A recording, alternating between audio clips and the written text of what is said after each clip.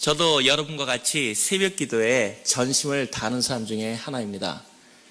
어느 날 제가 사무실에 들어가니까 계속 저의 그 스케줄을 관리하고 있던 사람이 한번 저한테 개인적인 얘기를 하고 싶다고 그래서 같이 미팅을 갖게 되었습니다. 그 사람은 대부분 제 스케줄이 약 15분 단위로 짜여 있다는 것을 너무나 잘 알고 있습니다. 제가 15분 단위로 움직이기 때문에 얼마나 바쁜데 한 가지 이해 못할 일이 있다 그러더라고요. 그래서 그것이 무엇인가? 제가 매일 아침에 오는데 어디 가나 그랬더니 제가 새벽에 한 3시 반이면은 대부분 일어나서 일을 정리하고 교회에 4시 반에 가서 새벽 기도를 하고 약 한 2시간에 걸쳐서 기도를 하고 제 사무실을 갑니다. 그랬더니 그 있는 시간이 도대체 뭐 하는지를 몰라서 궁금했는데 알고 보니까 기도에 가서 교회에 가서 기도를 하고 온다 그러더라. 그런데 자기는 도저히 이해할 수 없다. 근데 한 가지 질문을 정말 질문했는데 솔직하게 답변해달라. 그 사람의 질문은 이거였습니다. 기도하면 응답됩니까? 그래서 제가 그 사람을 쳐다보다가 그런 얘기를 했습니다. 당신 보기엔 내가 바보로 보이느냐?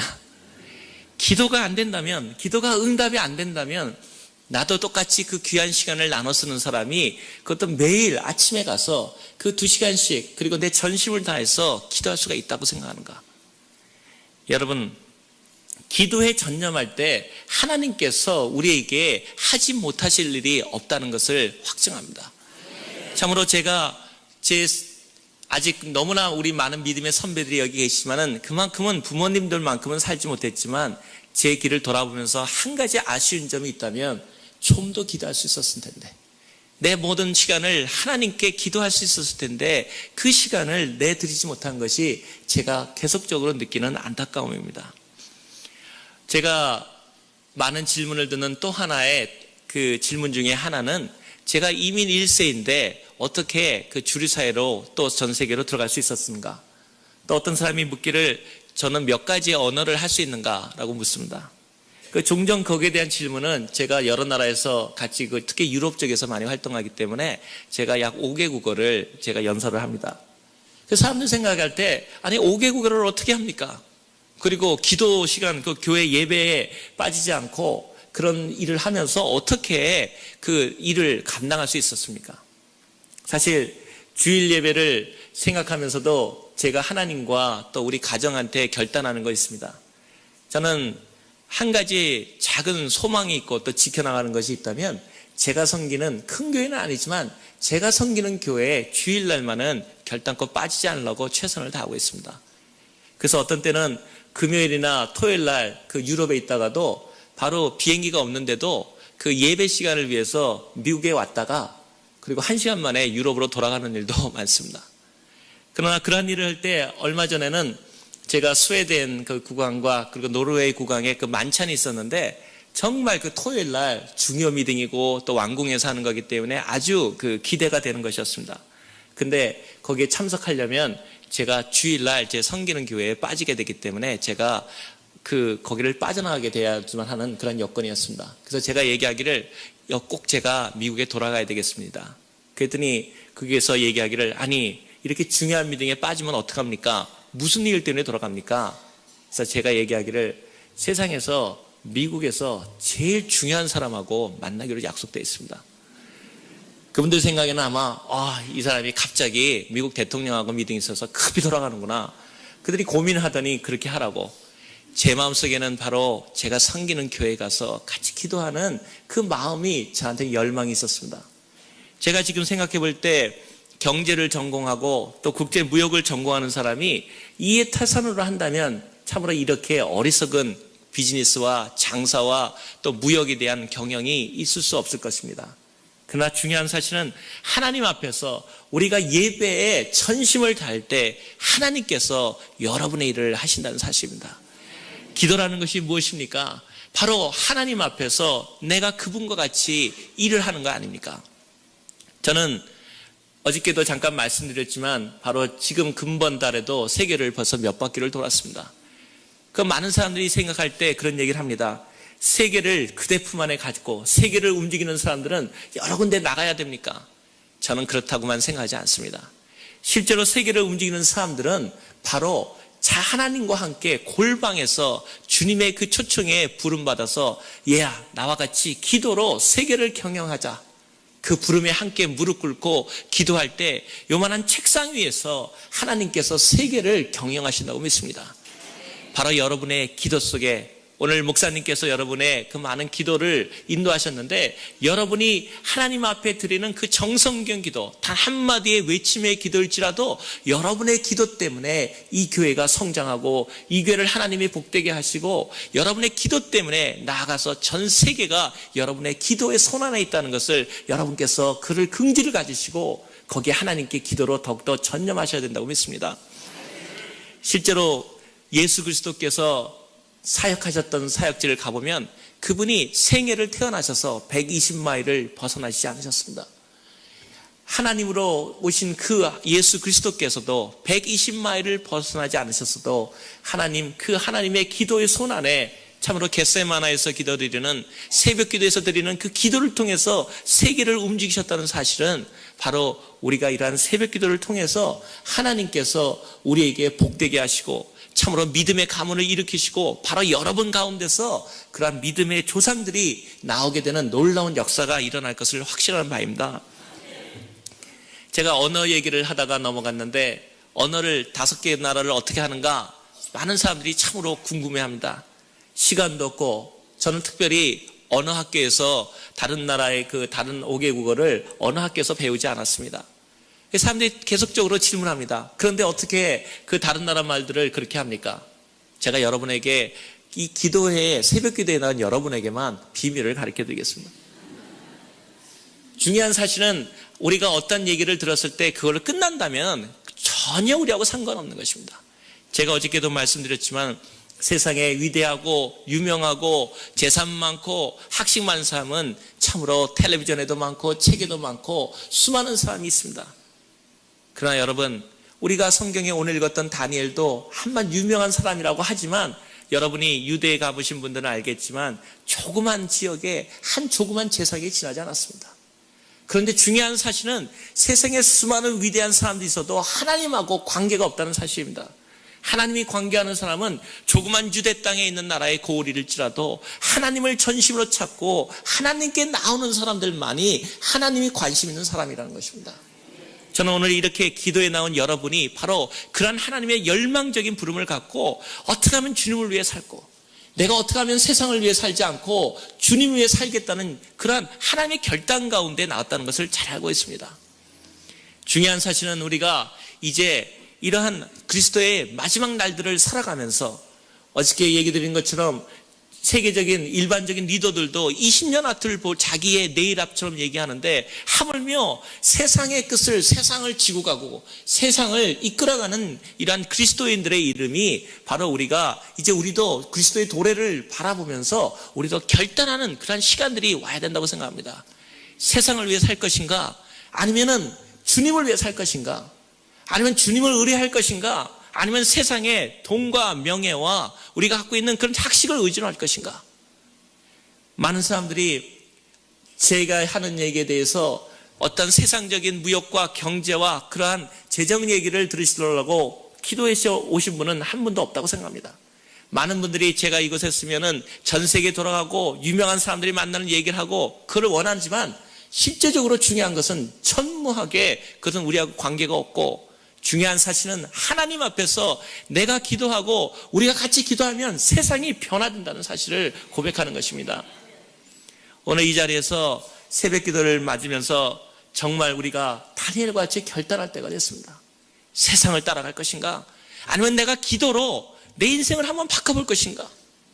세상의 방법을 따라갈 것인가? 아니면 기도로 하나님께서 나에게 역사하신 것을 내가 볼 것인가? 그것이 우리 앞에 있는 당면 과제입니다. 새벽 기도를 하면서 제가 느끼는 그런 언어 관계는 생각해 보니까 시간이 너무 부족합니다. 제 자신도 볼 때 도대체 공부할 시간이 없고 어떻게 하면 좋을까? 그러다가 제가 오래전에 이런 생각을 했습니다. 하나님, 저는 미국에 와서도 영어가 제 언어권이 아니고 제가 할 수 있는 언어가 아닙니다. 거기다가 여러 나라 말을 해야 됩니다. 어떻게 하면 좋습니까? 제가 기도했습니다. 그래서 저는 그런 기도를 했습니다. 하나님이 성령님께서 오셔서 탁 안수하면 눈이 번쩍 띄어가지고 말이 줄줄줄, 성경에도 그런 기절이 있더라고요. 하나님 성령이 오니까 방언에 취한 것처럼 얘기를 하더라. 근데 어떻게 된 것이, 우리는 방언도 안 주시고 뭐 아무것도 안 되니 하나님 오늘은 한번 눈이 번쩍 나게 지혜를 좀 주십시오. 그래서 제 마음속에 하나님께서 이렇게 말씀하신 것을 느꼈습니다. 얘야, 그럼 네가 그 나라 말로 기도하면 되지 않니? 생각해보니까 말은 맞는 것 같은데 그게 쉬운 말입니까? 내 말하기도 쉬운데 어려운데 기도로 하나님 말씀, 그것도 속이 답답해서 견딜 수가 있겠습니까? 그래도 결단했습니다. 하나님 내 정성을 다해서 내가 각 나라 말로 기도하겠습니다. 그 다음부터 시작된 새벽 기도에 매일 2시간을 하는데, 여러분 생각해 보십시오. 2시간을 매일 그 나라 말로 하는데 제가 바보가 아닌 이상 그 나라 말 못하겠습니까? 지금도 제가 뒤편에 갖고 나오는 그 봉투에는 뭐가 들어있냐면은 그 플래시라이트, 조금 손전등하고 그 다음에 제가 외울 성경기절, 그 다음에 말들이 전부 들어있습니다. 제가 가는 모든 곳에 제가 주머니를 넣어봐도 성경기절 있고 각 나라 말이 다 있습니다. 그래서 제가 그거를 택시를 기다릴 때나 혹은 직원을 기다릴 때나 뭐 할 때는 꺼내놓고 무조건 외우는 겁니다. 하나님께서 약속하지 않으셨습니까? 내 입에 하나님의 말씀을 띄지 마라. 그리하면 내 길이 형통하리라.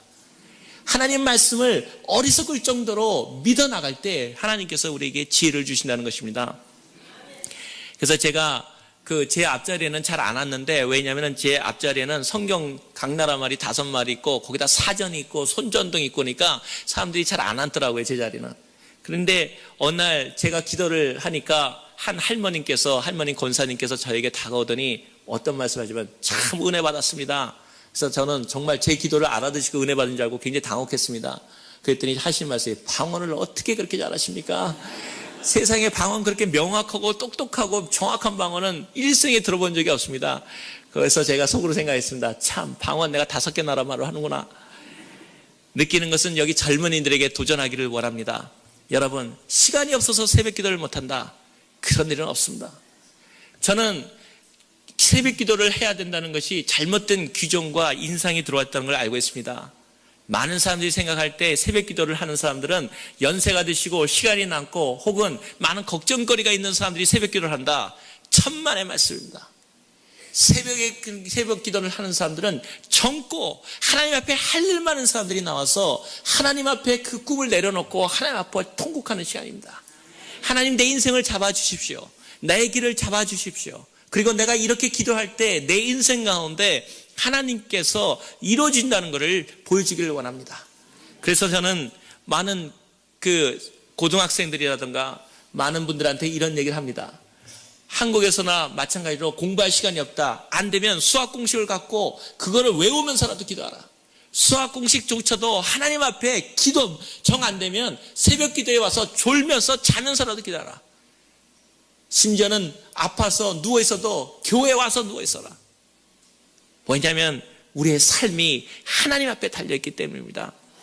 여러분이 그러한 삶을 갖고 새벽 기도와 거기에 전념을 한다면 여러분의 삶은 변하지 않을 삶이 없고, 참으로 단언컨대 그래도 하나님 앞에서 응답을 못 받았다면, 어떤 사람이 재정을 기도라도 응답을 못 받았다면, 새벽 기도를 해서 못 받았다면 참으로 제가 물어드리고 싶을 마음도 있습니다. 그런 일은 없습니다. 하나님께서 기도해서 응답받지 못했다, 하나님, 그런 사람은 특별히 은혜 받고 위대한 사람이 아닌 이상, 근데 저는 특별히 여러분 가운데 위대한 사람이 그렇게 많지 않다고 생각합니다. 저도 특별히 위대한 사람이 아니기 때문에 다놓고 얘기합니다.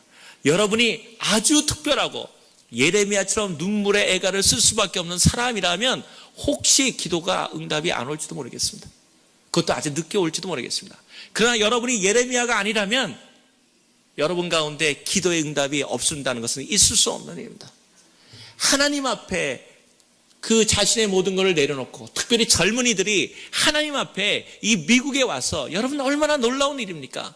세상 사람들이 미국에 사는 사람들을 부러워할 뿐만 아니라 여러분의 발걸음조차도 닮아가기를 원하고 있습니다. 그러한 젊은이들이 이 동양선교교회라는 하나님의 위대한 위선 앞에, 참으로 믿음의 선진들이 이 눈물 흘려 흘린 이 아름다운 교회에서 여러분이, 그것도 청년들이 새벽 기도를 깨어간다면 그 놀라운 제사를 하나님께서 받으시지 않겠습니까? 저는 여러분에게 그러한 놀라운 새벽 기도의 결단이 이루어지기를 원합니다.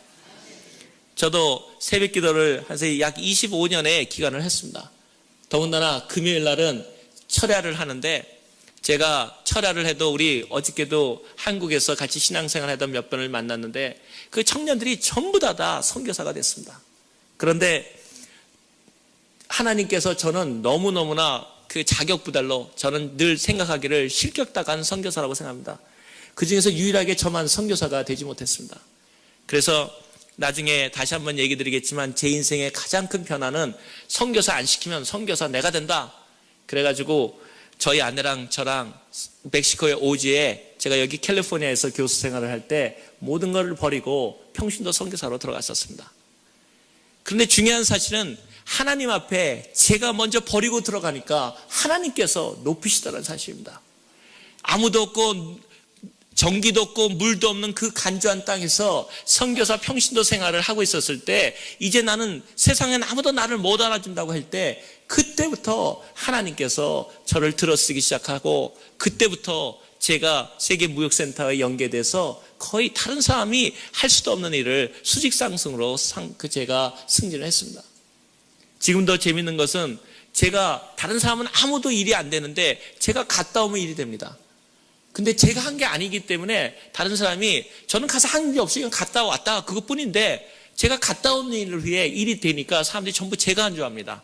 근데 뭐 굳이 또 아니라고 또 그럴 필요도 없더라고요. 그래서 그러한 가운데 하나님께서 제가 갔다 오기만 하면 그 도우시는 손길 속에서 지금까지 일이 일어났습니다. 저는 새벽 기도를 결단하는 여러분 앞에 오늘 하나의 주제를 갖고 오늘 아침을 마무리하기를 원합니다. 믿음의 가문이라는 이러한 일들을 바라보고 또 다니엘처럼 믿음의 결단을 하는 여러분을 바라보면서 여러분도 어떻게 응답받을 수 있을까? 기도 응답은 어떻게 오를 것일까? 이러한 것에 대해서 생활 속에서 역사되었던 몇 가지 예화를 통해서 여러분에게도 그보다 넘치고 참으로 저하고 똑같은 은혜가 아니라 참으로 하나님 앞에서 여러분을 축복하건대 저의 수배의 수배가 여러분에게 그러한 은혜로 임하기를 원합니다. 저는 저희 아버님이 한 분 계시는데 기도 응답을 늦었다 생각하면 저희 아버님 생각합니다. 여러분, 저희 아버님은 예수님을 참 빨리 믿으셔서 방년 85세에 예수 믿으셨습니다. 꽃방자, 꽃 같은 나이 85세입니다. 저희 아버님 진짜 예수 믿기 힘든 분이었습니다. 저희 집안이 4대에 걸친 믿음의 집안입니다. 그런데 외아들인 아버님이 제일 믿음이 없던 겁니다. 그리 얼마나 저희 할머님이나 마음이 기도하셨겠습니까? 근데 오늘 그 얘기를 들은 이유는 여러분이 바로 믿음의 주인공이 될 수 있다는 것이고 지금까지 4대 5대 믿음의 집안에 아닐지라도 바로 여러분 가운데 여러분부터 복음의 씨앗이 그리고 여러분이 바로 그 축복의 복의 근원이 될 것이며 또 그러한 일들이 우리 가운데 혹시 기도가 늦게 응답 올지라도 이러한 경우에 역사하시는 하나님을 통해서 하나님께서 여러분에게 어떻게 역사하시는 것을 나타내기 위함입니다. 저희 할머니께서 92에 소천하셨는데 저는 여기 연세 많은 분들도 계시지만 절대로 하나님 앞에서 그 믿음에 믿는 연세분들은 그 아름다운 죽음을 맞을 것이라는 걸 알고 있습니다. 그 말은 무엇이냐면 우리가 예수님을 죽지 않고 믿으면 더욱 좋고 우리가 혹시 먼저 하나님 앞에 가더라도 여러분의 그 연로되신 분들의 그 여생은 참으로 아름다울 것이라는 것을 하나님이 약속하신다는 사실입니다. 저희 할머님이 90에 소천하셨는데 일생에 단 한 번도 병원을 안 가셨습니다. 마음에 소원하시기를 하나님 예수 믿는 사람이 병원 가면 됩니까? 그래서 저는 저거는 마음에 너무 심한 소리야. 그런 어릴 때 그런 생각했습니다. 그런데 할머님이 아니다. 믿는 대로 된다.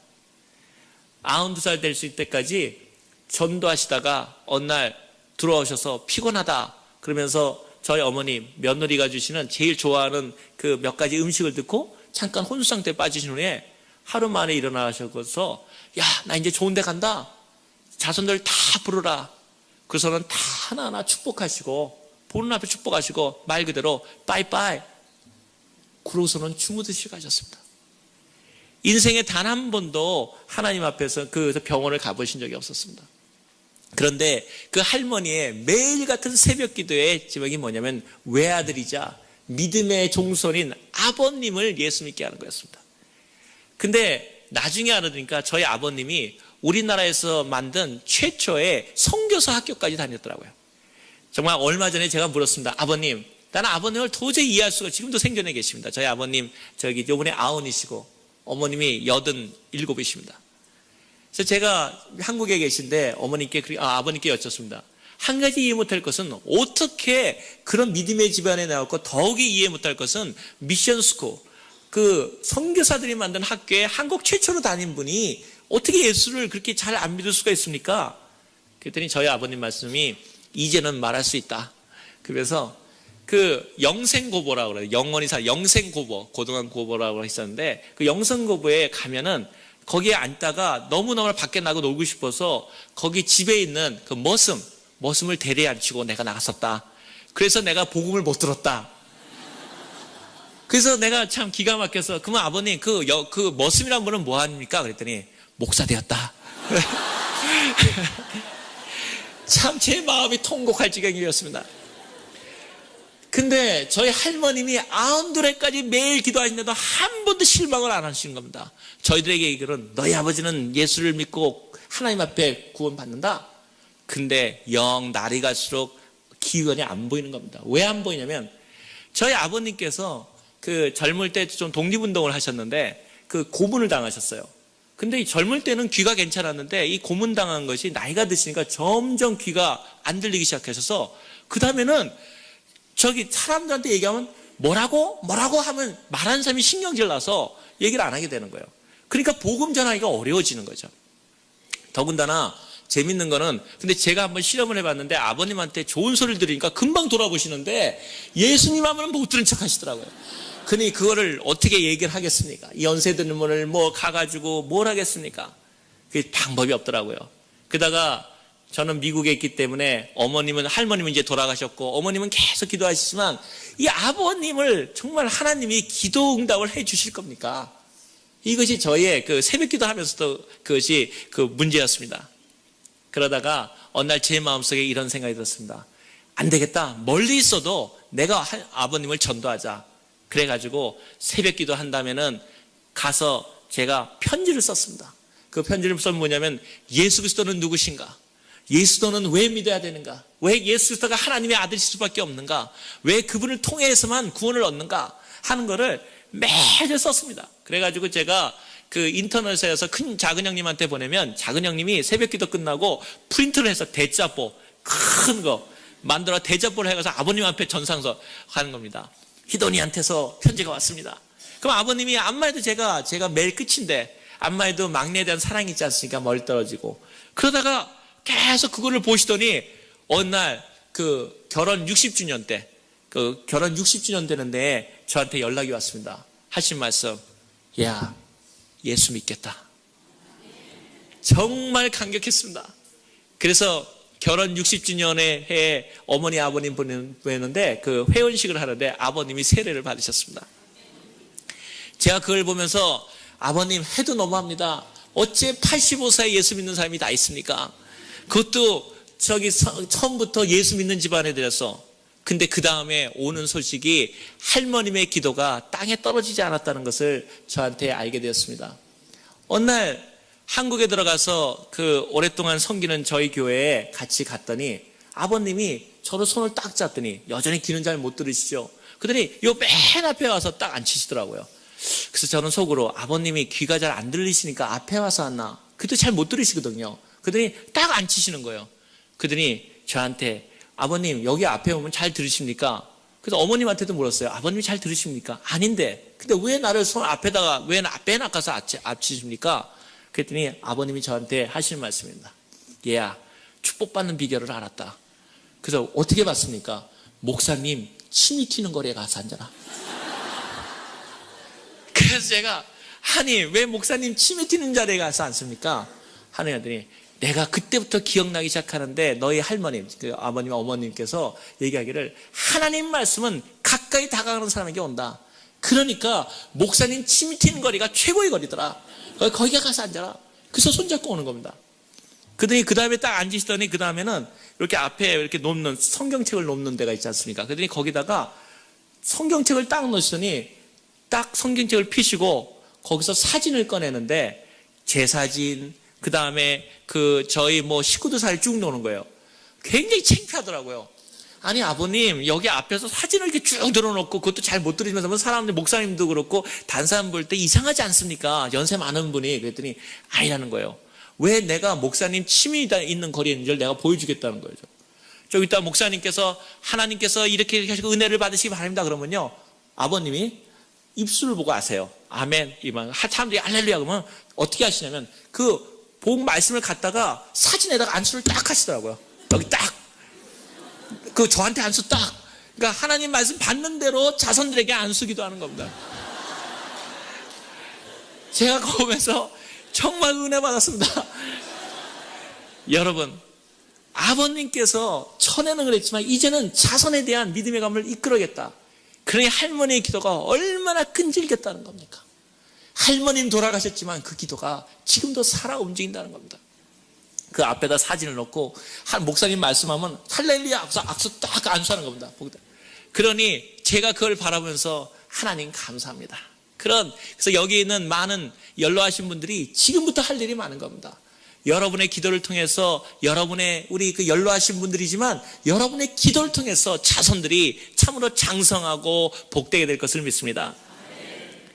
저희 아버님께 얘기를 하나만 더 하자면은 그러더니 아버님이 못 들어오시니까 이제 다른 사람 얘기를 잘 못 듣는데 어느 날 저희 어머니한테 한 동창회에서 전화가 왔답니다. 저희 아버님이 일본 법대를 나오셨는데 전부 다 일본에서 공부하시는 분들 그 나이 또래 생존한 분도 별로 없지만 그 당시에 전부 자기가 최고라고 생각하는 사람들 아닙니까?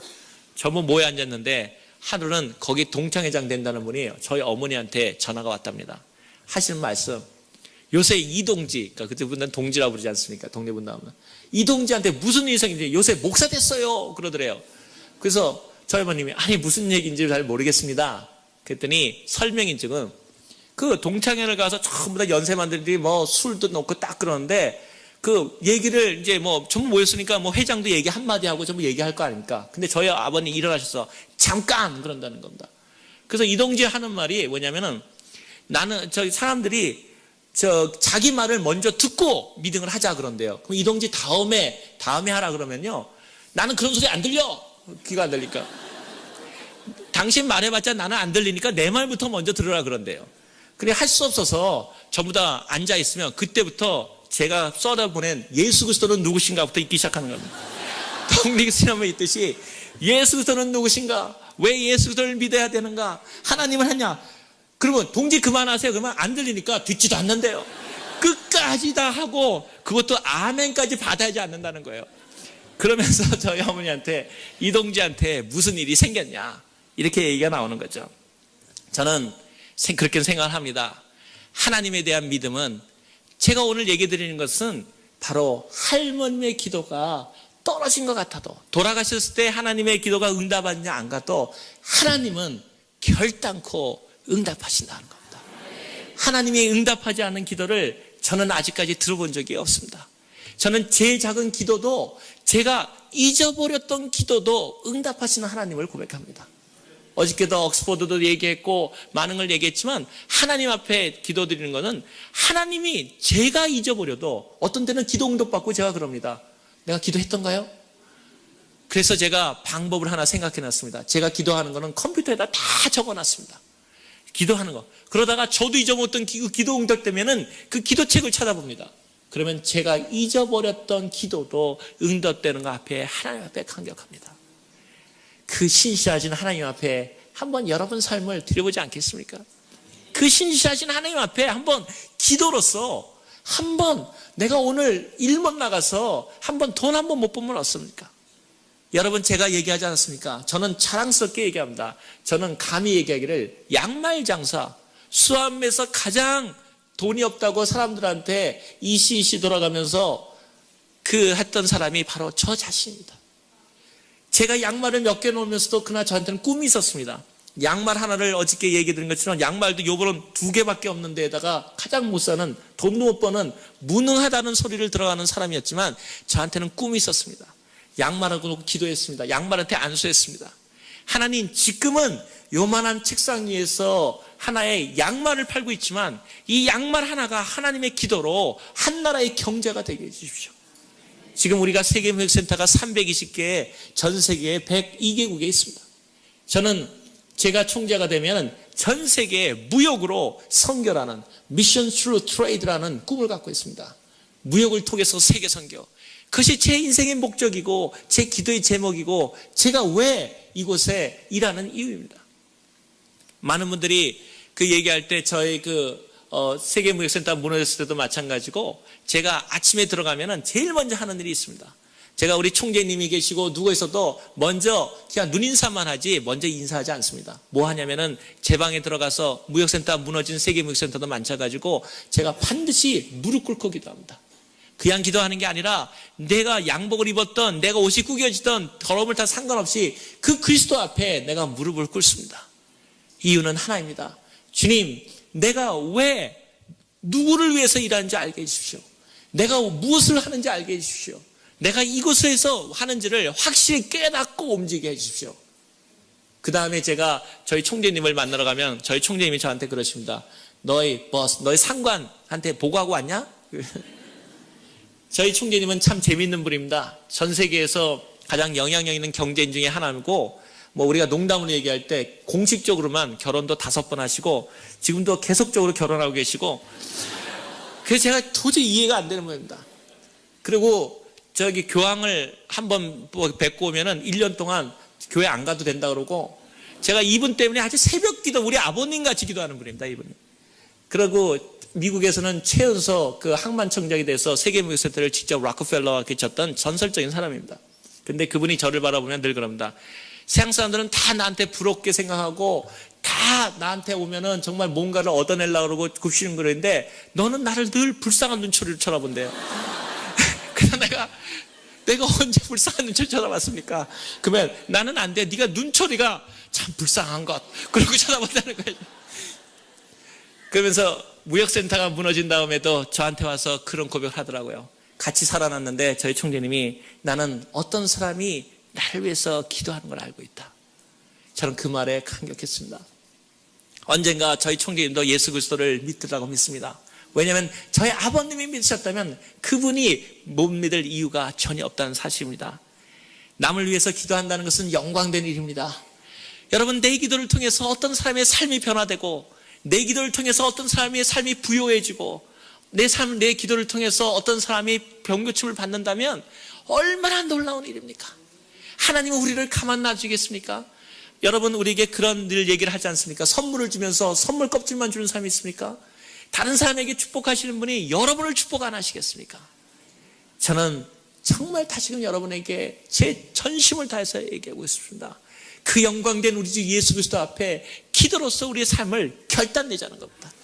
기도가 올 때까지 하루의 일이 벌어지던 내가 많은 것을 돈을 잃는 것 같고 바쁜 일이 없어지는 것 같고 즐거운 일을 버린 것 같아도 하나님 앞에 정말 그분밖에는 살 수 없는, 그분 없이는 내가 생존할 수 없는 그런 가난함을 갖고 하나님께 기도한다면 바로 하나님께서 말씀하시지 않습니까? 복되도다 마음이 가난한 사람들. 하나님밖에는 살 수 없는 마음으로 우리가 전심을 향해서 기도한다면 하나님께서 반드시 우리의 그러한 모든 기도를 응답하실 것이라는 것을 확신합니다. 제가 이러한 세상적인 일을 하고 또 이렇게 기도에 있는 많은 청년들을 바라보면은 많은 분들이 저한테 그런 얘기를, 어저께도 그런 얘기를 잠깐 들었습니다. 목사님 하실 겁니까? 제가 거기에 대해서 정말 믿음의 가문이란 통해서 제가 목사님과 또 다 하나님의 장로님들도 다 그 하나님의 똑같은 믿음의 형제들이고 사역자고 대제사장들이지만 그래도 저는 저희 집안에는 간절한 소망이 있었습니다. 불행한지 창피한지 참 자랑스러운 얘기는 아닌데 4대에 걸쳐, 저희까지 이제 애들과 5대에 걸쳐 가는 믿음인데 목사님이 단 한 분도 못 나왔습니다. 저는 그거에 대해서 늘 우리 할머님께서 늘 마음에 그 부담을 가지고 있었던 걸 압니다. 그래가지고 제가 지금도 기억하는 새벽 기도는 할머님이 4시 정도만 깨면은 저희가 아들이 셋이었는데 저희 대안에 형님, 저 둥간 저희가 있었는데 날마다 저희한테 와서 안수기도 합니다. 얘들 목사 되게 해달라고. 그러면 저는 그 잠결에 우리는 목사 돼야 되는 거구나. 근데 목사님이 목사요 선교사 돼달라. 그러다가 제 그 국민학교, 그러니까 지금부터 아주 오래전 일이죠. 제가 국민학교 4, 5학년 때 일하고 기억납니다만 그때 한국에 빌리 그레함 목사님이 오셨습니다. 여기 계신 분이 혹시 기억하실지 모르겠지만 여의도 광장에서 한국의 대폭발적인 그러한 선교 부흥 운동이 일어났었죠. 그 빌리 그레함 목사님이 오셨는데 저희 할머님이 들으셨어요. 그런 다음에 가만히 보니까 첫째도 좀 어렵고 둘째도 없다니까 이제 셋째 이제 저한테 기도를 거신 다음에 저희 어머님을 불러놓고 간절히 기도하신 다음에 제가 직접 저희 어머니한테 한 얘기를 들었습니다. 오늘 빌리 그레함 목사님 마지막 결단이 있는데 여의도에 얘를 데려가가지고 목사님하고 선교사 세계 선교를 한다는데 반드시 목사 안수 받고 그리고 선교사들 안수 받고 와라. 그러니까 먼저 가서 맨 앞자리 가서 앉아라. 그래가지고 어머니는 그 위대한 사명을 가지시고 저를 데리시고 가는데 사람이 워낙 많이 오니까 막 수십만이 모이니까 걸어서 여의도 딸이라는 거 어릴 때 기억에 건너가지고 그 넓은 여의도에 하는데 맨 앞에 와서 앉았습니다. 때만 되면 이제 저기 목사님들의 그 빌리 그레함 목사님의 부름에 일어나서 안수받고 그 다음에 이제 나는 이제 목사 선교사 되겠다. 근데 기억하실지 모르겠지만 그날 비가 많이 왔었습니다. 부슬부슬 비가 오는데 제가 맨 앞에 있는데 참 신기하더라고요. 그 그때 눈이 파란 분이 막 여러 얘기하니까 키가 조그만 한국 목사님이 한 분 계신 것 같은데 그분이 또 막 유창한 말로 전합니다. 그런데 거기에 또 한 분의 설교자가 있었습니다. 누구였냐면 제가 앉았던 바로 옆에 시골에서 갓 올라온 제가 그렇게 딱 막 이렇게 옷도 지저분하게 입었는데 러닝 사진을 입었는데 농아학교 말을 못하는 그 한 20, 30명의 학생들을 오는 시골 농아학교 선생님이 그 앞에 서서 빌리 그레함 목사님이 말씀하신 것을 한국말로 전달되면 그걸 다시 수화로 그 농아들한테 그 얘기를 전해주고 있는 사실이었습니다. 근데 이 시골 농아학교 선생님인 것 같은데 비가 부슬부슬 오기 시작하니까 글쎄 여기 그 러닝 셔츠밖에 안 입었는데 거기에 그 비가 많은데 어떻게 열정적으로 하든지 제가 제일 좋아하는 만두 생각나게 거기서 무럭무럭 김이 나는 겁니다. 그러면서 얼마나 열정적으로 제가 지금도 잊지 못하는 그러한 열정적인 설교는 내가 알아들 수는 없었지만 그 한국말을 통해서 얘기를 비교는 됐겠지만 그 열정적으로 수화로 어린아이에게 전했던 그 수화 선생님을 기억합니다. 근데 그 앞에서 막 수화로 하는데 거기에 감동을 받았습니다. 멋있다. 그러다가 시간이 흐르기 시작하고 드디어 빌리 그레함 목사님께서 세계 선교를 위해서 목사여 선교사라는 간 사람이 일어나십시오. 그러니까 3단계로 거쳐지 않습니까? 통역되고.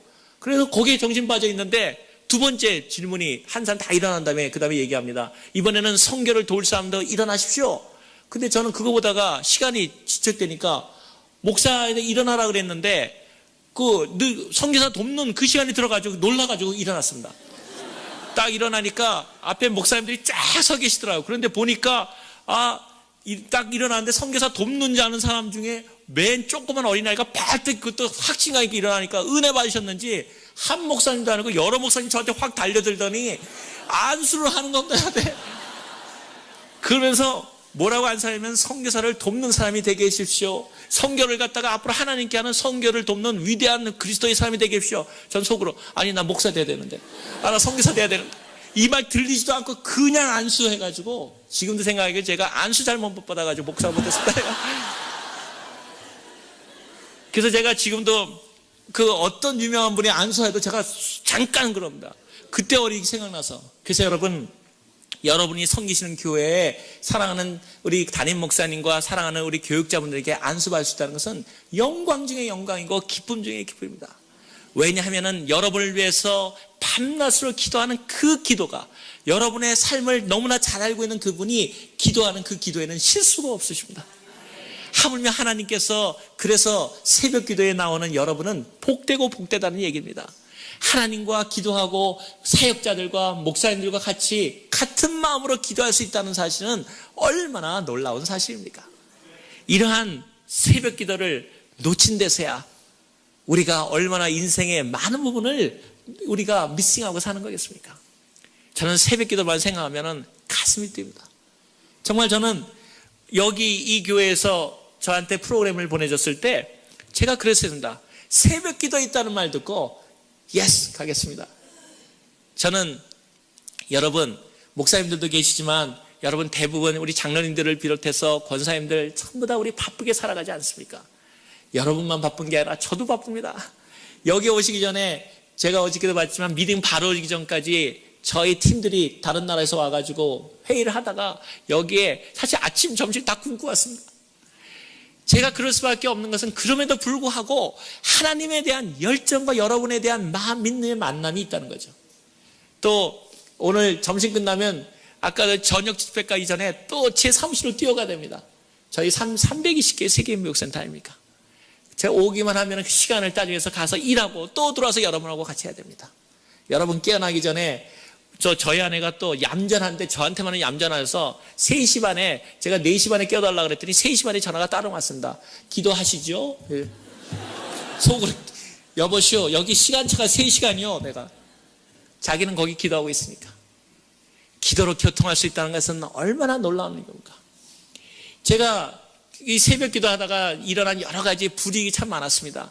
사실 직장생활 할 때 매일 저희 아내랑 하루에 3번 이상을 전화로 하면서 전화로 기도하고 그러니까 한 번은 제 버스가 저를 불렀습니다. 부르면서 세상에 왜 같은데 3번을 매일 똑같은 시간에 걷냐고 이러고 일하냐고. 그래서 내가 일 못하면 얘기해도 이거는 우리 사랑하는 아내와 기도하는 시간인데 뭐 잘못됐냐. 그 다음부터는 다시는 얘기 안 하더라고요. 왜냐? 그걸 통해서 제가 일을 잘못한 적이 없다는 걸 알기 때문입니다. 여러분도 바쁘고 저희도 바쁩니다. 그러나 더 바쁜 일이 있습니다. 기도하지 않고는 움직이지 않습니다. 또 행동 없는 기도는 하지 않습니다. 여러분 새벽 기도에 여러분의 삶을 바치고 와서 여러분의 삶이 잘못된 사람이 있다면 다시건대 하나님 앞에서 말씀드린 건데 단 한 사람도 여러분 앞에서 그러한 일들이 하나님께서 응답하지 않을 수 없다는 사실을 말씀드립니다. 끝으로 저희 그 믿음의 가문에 대한 마지막 에피소드를 얘기 드리고 끝내려고 합니다. 여러분 여기 저희 어머님 얘기를 하다가 믿음의 가문 얘기를 하다가 저는 어떤 믿음의 사람이 잘 살았다 뭘 살았다 그런 얘기를 하려는 것이 아니라 하나님 믿음의 사람들이 어떻게 살아갈 수 있는가. 제가 60주년 때에는 부모님의 그 생애를 통해서 저희가 아버님이 세례를 받으셨다는 얘기를 했는데 금년이 저희 부모님 결혼 65주년입니다. 참으로 90세와 80 한국 나이로 88 그러니까 2살 차이시니까 참 어려운 그러한 생활이지. 그 어려운 일이죠. 근데 여러분 놀라운 일 있지 않습니까? 하나님 믿는 집안에는 저희 집안에 단 한 사람도 어린 자손까지도 먼저 다친 사람도 없고 먼저 죽은 사람도 없고 아이가 없는 사람, 아이가 없어도 은혜지만 아무튼 그분들이 생각할 때 결혼하는 사람도 없고 이혼한 사람도 없고 단 한 사람도 하나님 생에서 모두에서 한 사람도 세상적으로 벗어나는 사실이 없다는 사실입니다. 왜 많은 형제들이 있는데 어려움이 없겠습니까? 어떤 형제는 일이 나오고 어떤 형제는 철도 나오고. 그런데 중요한 사실은 믿음의 부모의 눈물의 기도가 있는 믿음의 부모의 자식은 결단코 망하지 않는다는 사실입니다. 저는 생활을 하면서 제가 유학생활을 하면서 얼마나 어려웠겠습니까? 정말 양말 장사하면서 돈 한 푼 저는 한국에서 $1도 받아보지 못했습니다. 그러한 가운데 여러분 아시다시피 미국에 최소한도 몇백 불이라도 가져와야 되지 않습니까? 저는 가져오지 못했습니다. 그럼에도 불구하고 어려울 때 너무너무 어려울 때 제가 기도한 마지막 기도는 이거였습니다. 주님 내 어머니의 기도를 기억해 주십시오. 주님 내가 안 된다면 내 할머니의 기도를 기억해 주십시오. 그러한 기도의 위대한 사명 가운데 여기 사랑하는 우리 믿음의 선배들이 이 자리에 앉아 있습니다. 믿음의 선배들이 어머니들이 아버지들이 기도하지 않는다면 어떻게 가정이 바로 설 수 있으며 어떻게 교회가 설 수 있습니까? 많은 교회들에게 저희도 그런 일을 합니다. 저희 다른 교회에서 배운 얘기인데 저희 교회도 그거를 우리가 채용했습니다. 회의를 하자 우리 그런 거 없습니다. 모든 것이 다 기도회입니다. 모이면 남성교회 그러면 첫 번에 와가지고 의논하는 자리가 아니라 무조건 기도합니다. 왜냐하면 기도보다 앞서는 행동은 반드시 하나님 뜻에서 벗어나기 때문입니다. 중요한 사실은 우리가 믿음의 사람들이 이곳에 와서 할 것은 모이면 기도하고 그분의 모이면 그 기도에 하나님 앞에 모든 것을 맡겨드리고 우리가 조금 손해보면 어떻습니까? 우리가 조금 세상적으로 볼 때 어리석어지면 어떻습니까? 중요한 사실은 하나님 앞에서 내가 기도하고 있는가, 그 사실이 우리의 삶을 이끌어간다는 사실입니다. 어머님 얘기를 하다가 제가 한두 달 전에 얘기를 끝으로 하려고 하는 것입니다. 그것은 제 사랑하는 어머니, 정말 제가 사랑하는 예수님 다음으로 존경한다는 어머니라고 생각했는데 한국에서 급전이 왔었습니다. 저희 형님한테 연락이 왔는데 어머님이 갑자기, 이제 금년에 65주년인데 어머니 건강하셨는데 어머님이 갑자기 몸이 이상해서 병원에 가니까 췌장암, 암 3기다, 그렇게 연락이 왔었습니다. 제 마음에 드는 순간에 그거를 고칠 방법이 없는가? 그랬더니 연락이 계속 오는데 췌장뿐만 아니라 또 요새 제일 가는 간하고 그 췌장, 특히 그 한국의 그 여성분들이 거기가 그 뭐 무슨 관이 있는데 그 간하고 췌장 거의 관에 제일 많답니다. 여자가 남자들이 5배랍니다. 그때 이유를 알아보니까 남편들이 속속여서 그렇답니다. 진짜입니다. 아무튼 그 수술하기도 어렵다는 겁니다. 그래서 돌아가시는구나 생각하니까 눈물이 앞을, 자기 부모가 암만 한 나라에 간다 그래도 부모의 그 마음 아픈 사람이 어디 있겠습니까? 안 아픈 사람이. 그래서 제가 세상 일을 다 그만두고 제가 무조건 하고 한국으로 갔습니다. 왜냐하면 다른 사람들이 세상에 암만 중요한 일에도 내 부모가 아플 때 내가 얼굴을 볼 수 없고 내 아내가 나를 원할 때 내가 같이 있어주질 못할 성공이라면 저는 그런 성공 원치 않습니다. 세상에 있어서 내가 어떤 것을 가져도, 예를 들어서 내 교회가 나를 원하는데 내가 내 일 때문에 내 교회를 할 수 없다면 그런 성공은 나하고 상관이 없는 성공입니다. 그래서 한국에 달려가니까 저희 어머님이 병원에 딱 계시더라고요. 그래서 저만 온 게 아니라 저희 형제들 우애가 좋아가지고 전 사람이 딱 아프시다 말 듣자마자 20몇 명이 병실로 확 몰려드는 거죠. 각곳에서 각 일을 하고 있는데. 근데 애들도 오고 했는데 우리가 당연하니까 병원에 들어가니까 슬픈 마음이 있고 이제 안기 상기인데, 그러고 기도합시다 할 거 아닙니까? 그랬더니 저희 어머니 잠깐 그러시는 겁니다. 그래서 어머니 뭘 잠깐입니까? 그랬더니 전부 다 바라들이 하시는 말씀이, 얘야, 하나님한테 기도하려면 아버지한테 기도하는 건데 아버지가 기도할 아들 자녀가 되는 걸 내가 확인해야지 그 기도를 들 거 아니냐. 병원에 왔다고 해가지고 다 기도한다고 응답됐느냐? 어머님은 당신이 갖고 있는 암조차도 자손들에 대한 전도의 기회로 삼으시는 거였습니다. 그런 다음에 조카들이 들어오고 전보를 하니까 쫙 앉혀놓고 똑같은 말씀을 하면서 나를 위해서 기도하길 원하냐? 당연하지 않습니까? 할머니가 돌아가시는데. 그런데 먼저 그렇다면 너의 하나님과 관계가 정립돼야지 네 기도가 응답된다. 그러면서 그 앞에 성경을 피게 한 다음에 다 읽게 하는 겁니다. 기도하러 온 사람들이 전부 다 못 가고 예수 그리스도는 누구신가? 다시 시작하는 거예요. 왜 하나님인가? 거기에 장로님도 계시고 우리 형제 소용없다는 거예요. 다시금 예수 그리스도를 어머니 보는 앞에서 확증하라는 겁니다. 그런 다음에 어머님 따라하라고 구원기도까지 다시 시키고, 그러니 얼마나 저도 다시 하고, 그런 다음에 조카들이 다 구원받다고 확신을 한 다음에 그 다음에 나를 위해서 기도해라. 저는 정말 감동했습니다. 하나님 앞에서 자손들에게 자기의 암까지도 하나님 앞에서 복음의 길을 찾는 것. 그런 다음에 의사를 만났는데 의사들이 얘기하기를 할머님 87세는 수술이 안 됩니다. 그것도 암 상기는 병원에서 안 하려고 그러는 거 아닙니까? 왜냐하면 잘못된 거 뻔한데, 그리고 수술이 중요한 게 아니라 수술하면 깨나지 못한다는 겁니다. 근데 누가 수술하겠습니까? 그러면서 수술 그 사진을 보여주는데 암이 완전히 잘 보이지도 않는데 자세히 조사하니까 그게 조사가 잘 안 된다 그러더라고요. 그러더니 완전히 사망기에 손 못 댑니다. 그래서 우리도 생각했습니다. 어머님 이제 어떻게 하나님께 맡겨야 되죠. 그런 다음에 그 다음날 왔는데 그 대학병원에 병원장이 저희를 만나자 그러더라고요. 뭐라고 하냐면, 제가 이상하게 다른 사람은 저도 과장인데, 외과 과장인데 할머니 수술 안 합니다. 나도 아직 87살 된 할머니를 수술해 본 적이 없습니다. 그런데 이상하게 여러 번 보니까 수술하고 싶은 열망이 생깁니다. 그래서 하는 얘기가, 저희가 있는 어머니 병문안을 왔다 갈 때마다 병실에 웃음소리 나는 병실은 처음 봤습니다. 왜 웃음소리가 나나 했더니 날마다 기도하고 있다는 거예요, 저희 병실이. 그래서 생각해서 자기도 의사로서 상당히 리스크가 있지만 한번 정말 가족들이 괜찮다 그러면 한번 해보지 않겠습니까? 참으로 결단이 필요한 시간이었습니다. 그래서 제가 저희 어머니한테 여쭙습니다. 어머니 어떻게 하시겠습니까? 그랬더니 어머니, 나는 수술한다 그러더라고요. 그래서 제가 아들인데도 이런 얘기를 했습니다. 어머니 생명에 너무 연연하시는 거 아닙니까? 그러니까 저희 어머님이 그러시더라고요. 하나님 믿는 사람들은 죽을 때까지 최선을 다해서 삶을 살고, 내가 만약에 살아나지 않아도 은혜지만 살아난다면 많은 병에 있는 사람들이 얼마나 많이 위로를 받겠니? 거기 있는 사람들이 암 환자들인데, 다 암 환자들인데 내가 하나님 앞에서 일어날 수 있다는 걸 보여줄 수 있다면 이 사람들 얼마나 은혜를 받겠니? 그래서 어머님한테 좋습니다 어머니 하십시다. 그런 다음에 마침 그날이 제가 한국에 있었을 때 생일이었습니다. 그 다음에 저희가 어머니 앞에서 마지막 예배를 드렸습니다. 이제 깨어나지 못할 어머니를 바라보는데 정말 가슴이 아팠습니다. 근데 어머니한테 그랬습니다. 어머니 혹시 깨어나셔서 예수님 보시면 안부 전해 주십시오. 그리고 깨어나시면 우리 반갑게 봅시다. 그냥 우리 어머니 사랑합니다. 그리고 형제들이 모여 앉아서 같이 예배드리고 참으로 그 어머니를 수술도 보냈습니다.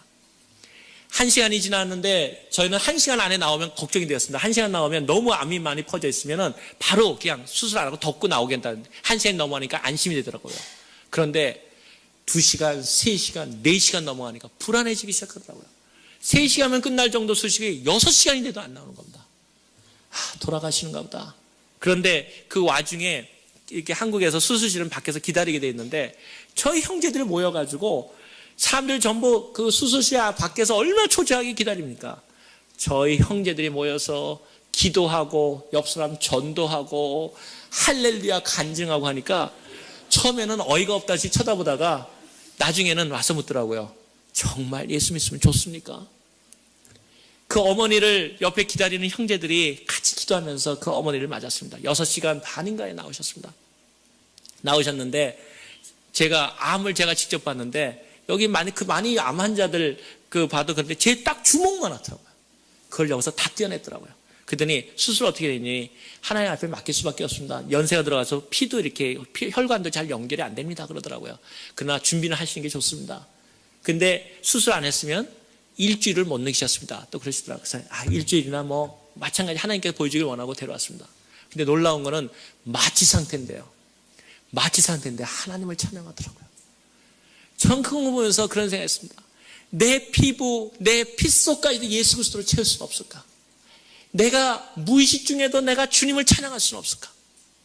그 무의식 마취되는 상황에도 하나님을 찬양하는 어머님을 바라보면서 하나님 정말 우리가 이렇게 살아가는 것이 어머님들의 기도와 그 기도 가운데 있었군요.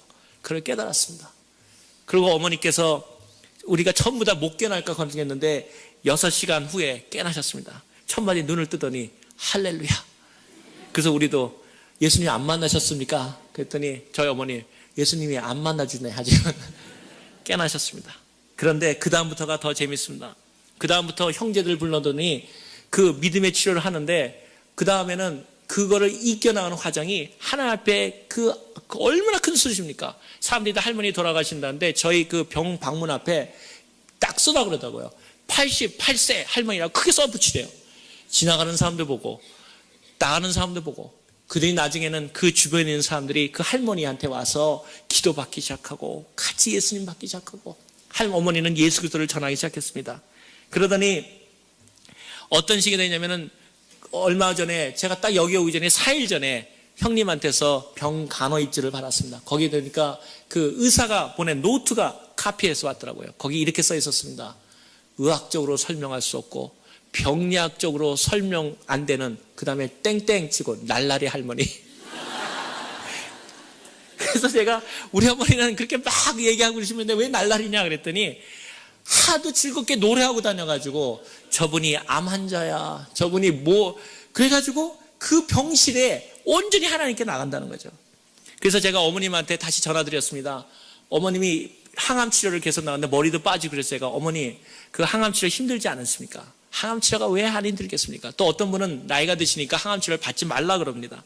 그런데 들어갑니다. 근데 저희 어머니 말씀이 항암 치료하는 날이 완전히 축제 전도 분위기입니다.